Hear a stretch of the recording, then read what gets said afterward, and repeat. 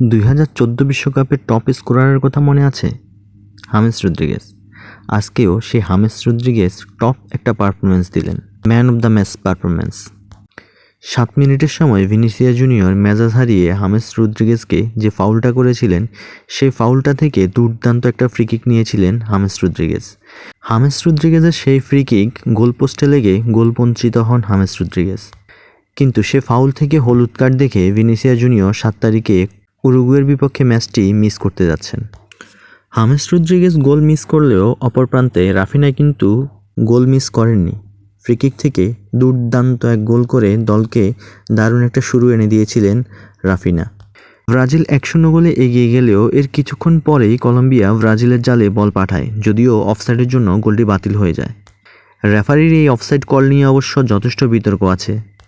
এরপর প্রথমার্ধের একদম শেষ সময় অ্যাডেড টাইমে দানিয়েল মুনোসের গোলে সমতায় ফিরে কলম্বিয়া। যে জায়গা থেকে বল পেয়ে দানিয়েল মুনোস গোলটা করলেন, তা দেখলে মনে হবে আজকে ব্রাজিলিয়ান টিমে কোনো লেফট ব্যাক প্লেয়ারই ছিলেন না। ব্রাজিলিয়ান ডিফেন্সের এ ধরনের ভুলগুলো ইদানিং খুব বেশি চোখে পড়ছে।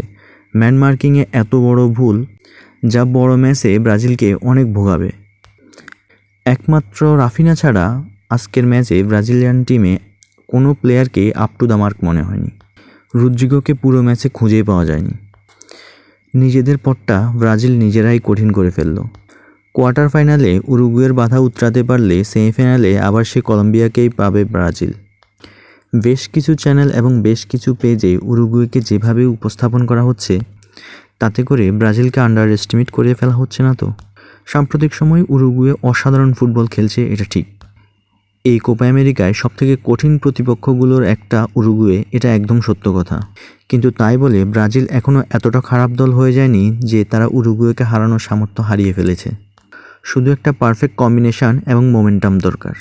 ব্রাজিল যদি শুধু ব্রাজিল হয়ে খেলতে পারে, তাহলে এখনও তারা কোপা আমেরিকার অন্যতম দাবিদার।